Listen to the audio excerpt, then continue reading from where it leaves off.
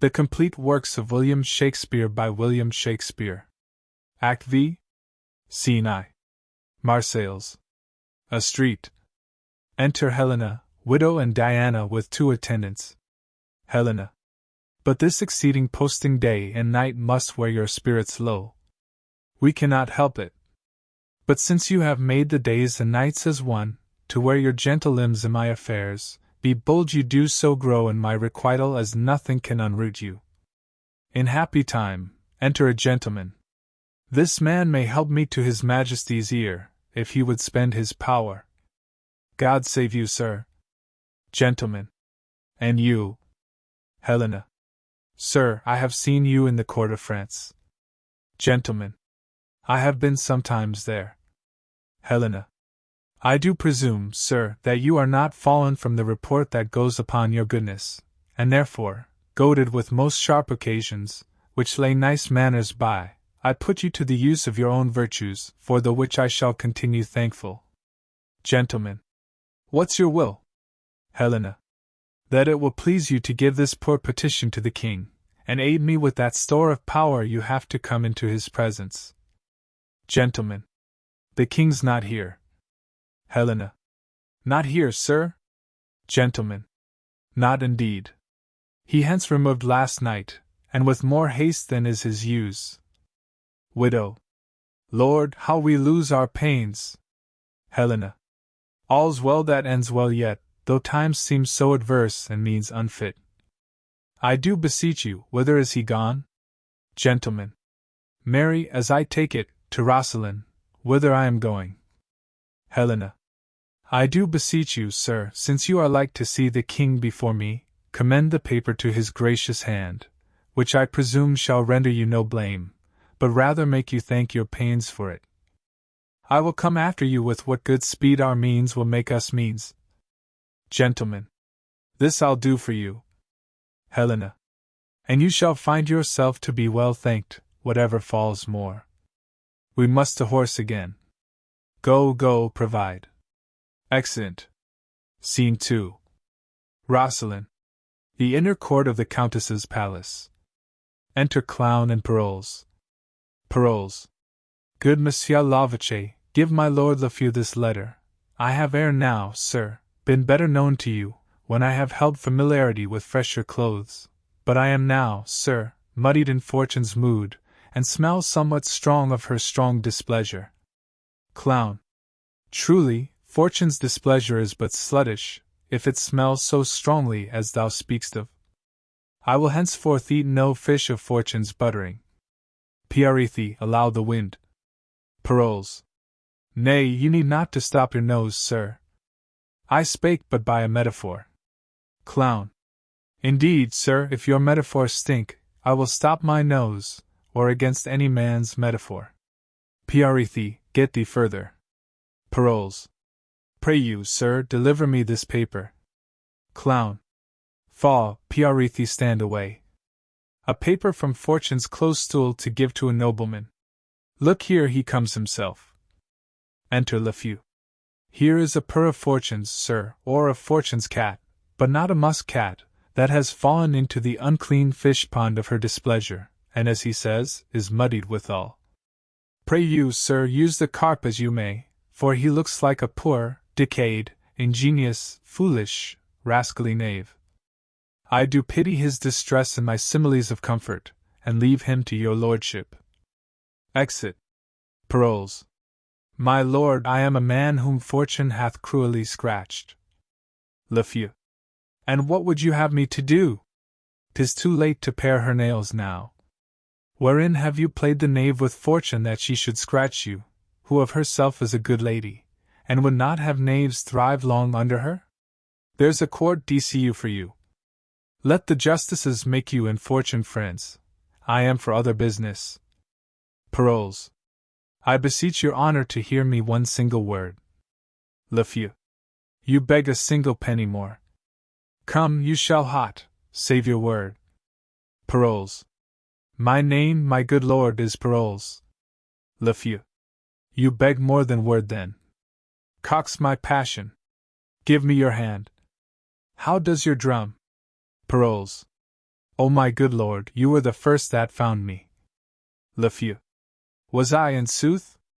And I was the first that lost thee. Paroles. It lies in you, my lord, to bring me in some grace, for you did bring me out. Lafeu. Out upon thee, knave! Dost thou put upon me at once both the office of God and the devil? One brings thee in grace, and the other brings thee out. Trumpets sound. The king's coming, I know by his trumpets. Sirrah, inquire further after me. I had talk of you last night. Though you are a fool and a knave, you shall eat. Go to, follow. Paroles. I praise God for you. Exeunt. Scene 3. The same. A room in the Countess's palace. Flourish. Enter King, Countess, Lafeu, lords, gentlemen, guards, and see. King. We lost a jewel of her, and our esteem was made much poorer by it. But your son, as mad in folly, lacked the sense to know her estimation home. Countess. 'Tis past, my liege, and I beseech your majesty to make it natural rebellion, done I the blaze of youth, when oil and fire, too strong for reason's force, bears it and burns on. King. My honored lady, I have forgiven and forgotten all, though my revenges were high bent upon him, and watched the time to shoot. Lafeu. This I must say, but first I be. For example, my pardon, the young lord did to his majesty, his mother, and his lady, offense of mighty note, but to himself the greatest wrong of all. He lost a wife whose beauty did astonish the survey of richest eyes, whose words all ears took captive, whose dear perfection hearts that scorned to serve humbly called mistress. King. Praising what is lost makes the remembrance dear. Well, call him hither, we are reconciled, and the first view shall kill all repetition. Let him not ask our pardon, the nature of his great offense is dead, and deeper than oblivion do we bury incensing relics of it. Let him approach a stranger, no offender, and inform him so 'tis our will he should. Gentlemen. I shall, my liege. Exit gentlemen. King. What says he to your daughter? Have you spoke? Lafeu. All that he is hath reference to your highness. King. Then shall we have a match. I have letters sent me that sets him high in fame. Enter Bertram. Lafeu. He looks well on tea. King. I am not a day of season, for thou mayst see a sunshine and a hail in me at once. But to the brightest beams distracted clouds give way, so stand thou forth, the time is fair again. Bertram. My high repented blames, dear sovereign, pardon to me. King. All is whole. Not one word more of the consumed time. Let's take the instant by the forward top, for we are old, and on our quick's decrees inaudible and noiseless foot of time steals ere we can effect them. You remember the daughter of this lord? Bertram. Admiringly, my liege.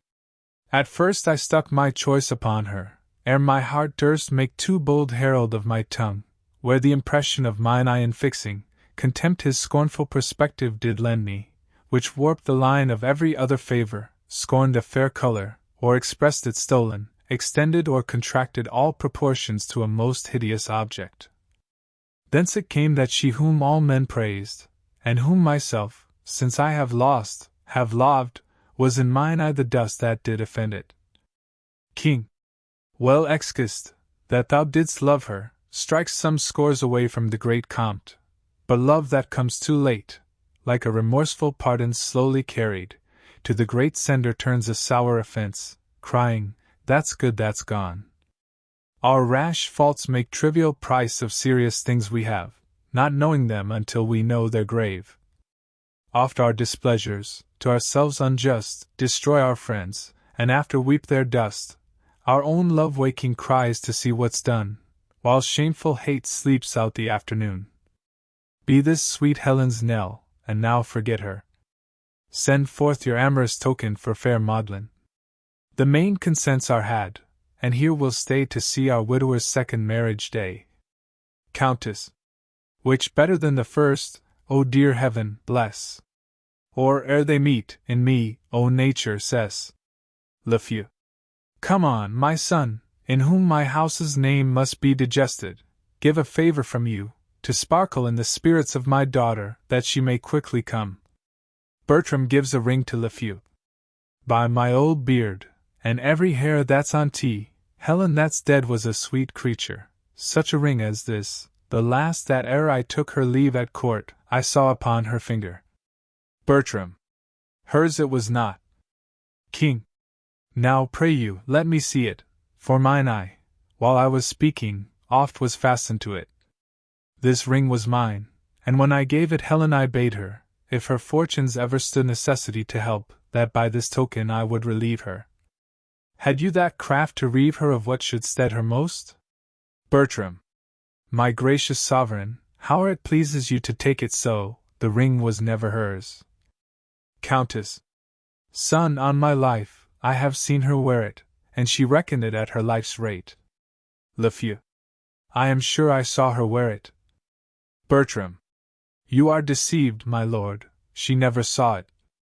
In Florence was it from a casement thrown me, wrapped in a paper, which contained the name of her that threw it.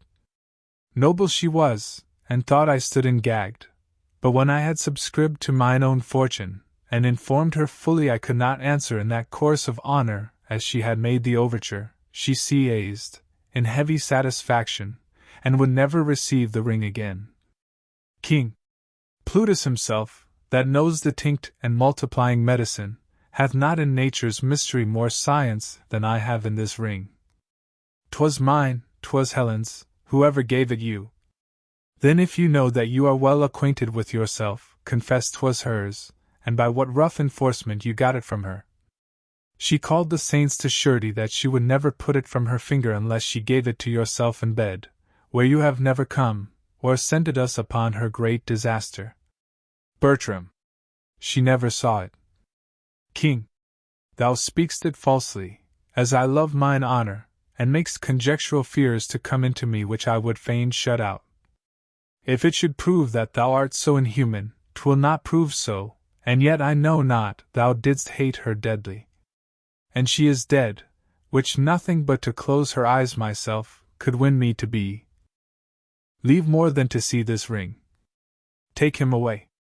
Guard seize Bertram.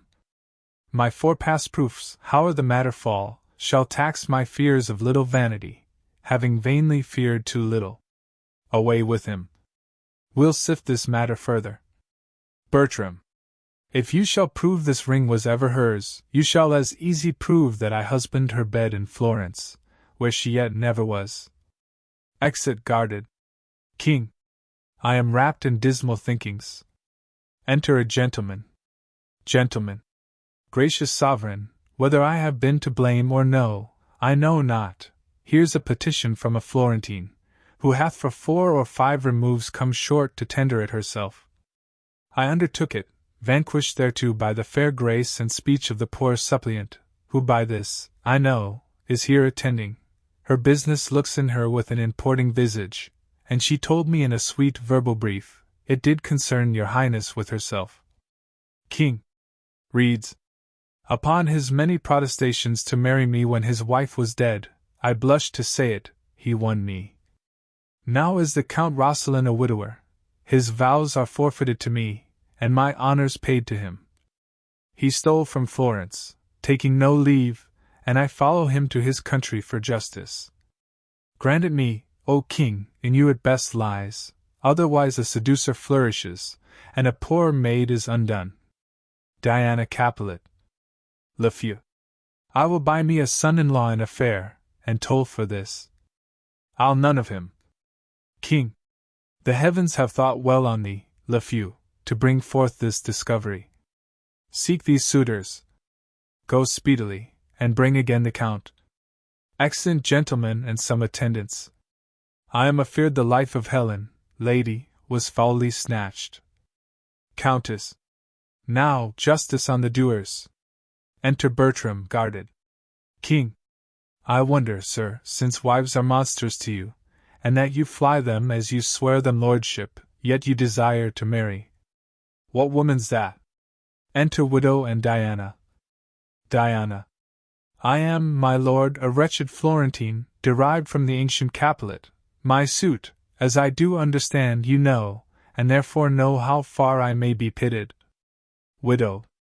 I am her mother, sir, whose age and honor both suffer under this complaint we bring, and both shall cease, without your remedy. King. Come hither, Count. Do you know these women? Bertram. My lord, I either can nor will deny but that I know them. Do they charge me further? Diana. Why do you look so strange upon your wife? Bertram. She's none of mine, my lord. Diana. If you shall marry, you give away this hand, and that is mine, you give away heaven's vows, and those are mine, you give away myself, which is known mine, for I by vow am so embodied yours that she which marries you must marry me, either both or none. Lafeu. To Bertram, your reputation comes too short for my daughter, you are no husband for her. Bertram. My lord, this is a fond and desperate creature whom sometime I have laughed with. Let your highness lay a more noble thought upon mine honor than for to think that I would sink it here. King. Sir, for my thoughts, you have them ill to friend till your deeds gain them. Fairer prove your honor than in my thought it lies. Diana. Good my lord, asked him upon his oath, if he does think he had not my virginity. King. What say'st thou to her? Bertram. She's impudent, my lord, and was a common gamester to the camp. Diana. He does me wrong, my lord. If I were so he might have bought me at a common price. Do not believe him.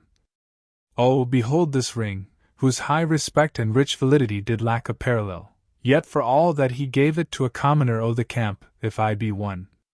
Countess. He blushes, and 'tis it. Of 6 preceding ancestors, that gem conferred by testament to th sequent issue, hath it been owed and worn. This is his wife, that ring's 1,000 proofs. King. Methought you said you saw one here in court could witness it. Diana. I did, my lord, but loath am to produce so bad an instrument. His name's Paroles. Lafeu. I saw the man today, if man he be. King. Find him, and bring him hither. Exit an attendant. Bertram. What of him? He's quoted for a most perfidious slave, with all the spots o' the world taxed and debauched, whose nature sickens but to speak a truth. Am I or that or this for what he'll utter, that will speak anything? King. She hath that ring of yours. Bertram. I think she has. Certain it is I licked her and boarded her eye the wanton way of youth. She knew her distance, and did angle for me, manning my eagerness with her restraint, as all impediments in fancy's course are motives of more fancy, and in fine, her infinite cunning with her modern grace subdued me to her rate. She got the ring, and I had that which any inferior might at market price have bought. Diana. I must be patient. You that have turned off a first so noble wife may justly diet me. I pray you yet, since you lack virtue, I will lose a husband, send for your ring, I will return it home, and give me mine again. Bertram. I have it not. King. What ring was yours, I pray you? Diana. Sir, much like the same upon your finger. King. Know you this ring? This ring was his of late. Diana. And this was it I gave him, being Abed. King. The story then goes false you threw at him out of a casement. Diana. I have spoke the truth. Enter attendant with paroles. Bertram. My lord, I do confess the ring was hers. King. You boggle shrewdly, every feather starts you. Is this the man you speak of? Diana. Ay, my lord. King. Tell me, sirrah, but tell me true I charge you, not fearing the displeasure of your master, which on your just proceeding, I'll keep off, by him and by this woman here what know you? Paroles. So please your majesty, my master hath been an honorable gentleman. Tricks he hath had in him, which gentlemen have. King. Come, come, to the purpose. Did he love this woman? Paroles. Faith, sir, he did love her. But how? King. How, I pray you? Paroles. He did love her, sir, as a gentleman loves a woman. King. How is that? Paroles. He loved her, sir, and loved her not. King. As thou art a knave, and no knave. What an equivocal companion is this! Paroles. I am a poor man, and at your majesty's command. Lafeu. He's a good drum, my lord, but a naughty order. Diana. Do you know he promised me marriage? Paroles. Faith, I know more than I'll speak. King. But wilt thou not speak all thou knowst? Paroles. Yes, so please your majesty. I did go between them as I said, but more than that, he loved her, for indeed he was mad for her, and talked of Satan, and of limbo, and of furies, and I know not what, yet I was in that credit with them at that time that I knew of their going to bed, and of other motions, as promising her marriage, and things which would derive me ill will to speak of, therefore I will not speak what I know. King. Thou hast spoken all already, unless thou canst say they are married, but thou art too fine in thy evidence, therefore stand aside. This ring, you say, was yours? Diana. Aye, my good lord. King. Where did you buy it? Or who gave it you? Diana. It was not given me, nor I did not buy it. King. Who lent it you? Diana. It was not lent me either. King. Where did you find it then? Diana. I found it not. King. If it were yours by none of all these ways, how could you give it him? Diana. I never gave it him. Lafeu. This woman's an easy glove, my lord, she goes off and on at pleasure. King. This ring was mine, I gave it his first wife. Diana. It might be yours or hers for aught I know. King.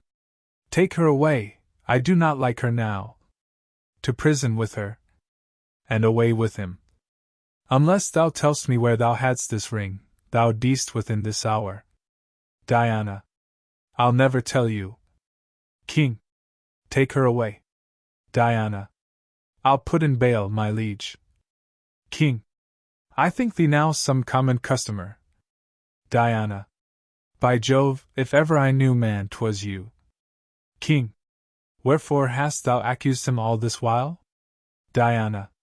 Because he's guilty, and he is not guilty. He knows I am no maid, and he'll swear 'tit. I'll swear I am a maid, and he knows not. Great King, I am no strumpet, by my life.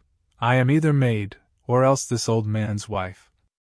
Pointing to Lafeu. King.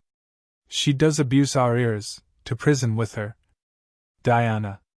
Good mother, fetch my bail. Stay, royal sir, exit widow.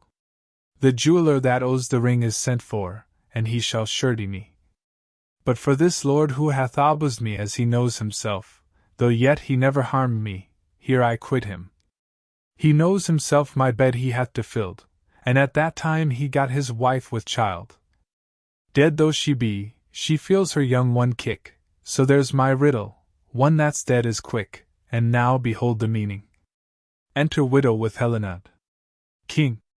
Is there no exorcist beguiles the truer office of mine eyes? Is real that I see? Helena. No, my good lord, 'tis but the shadow of a wife you see, the name, and not the thing. Bertram. Both. Oh, pardon! Helena. Oh, my good lord, when I was like this maid, I found you wondrous kind. There is your ring, and look you, here's your letter. This it says, when from my finger you can get this ring, and is by me with child, and see. This is done. Will you be mine now you are doubly won? Bertram. If she, my liege, can make me know this clearly, I'll love her dearly, ever dearly. Helena.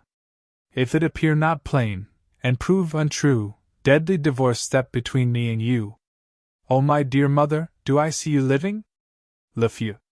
Mine eyes smell onions, I shall weep anon. To Paroles, good Tom Drum, lend me a handkercher. So I thank thee. Wait on me home, I'll make sport with thee. Let thy courtesies alone, they are scurvy ones. King, let us from point to point this story know, to make the even truth and pleasure flow. To Diana. If thou be'st yet a fresh uncropped flower, choose thou thy husband, and I'll pay thy dower, for I can guess that by thy honest aid, thou kept'st a wife herself, thyself a maid. Of that and all the progress more and less, resolve thee more leisure shall express. All yet seems well, and if it end so meet, the bitter past, more welcome is the sweet. Flourish. Epilogue. The King's a beg.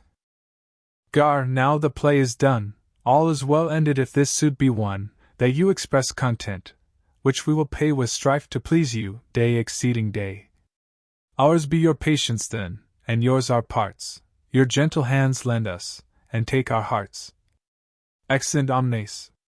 Antony and Cleopatra. Contents. Act I. Scene I. Alexandria. A room in Cleopatra's palace. Scene 2. Alexandria. Another room in Cleopatra's palace. Scene 3. Alexandria. A room in Cleopatra's palace. Scene 4. Rome. An apartment in Caesar's house. Scene V. Alexandria. A room in the palace. Act 2. Scene I. Messina. A room in Pompey's house. Scene 2. Rome. A room in the house of Lepidus. Scene 3. Rome. A room in Caesar's house. Scene 4. Rome. A street. Scene V. Alexandria. A room in the palace. Scene 6. Near Misenum. Scene 7. On board Pompey's galley, lying near Misenum. Act 3. Scene I. A plain in Syria. Scene 2. Rome. An antechamber in Caesar's house. Scene 3. Alexandria. A room in the palace. Scene 4. Athens. A room in Antony's house. Scene V. Athens.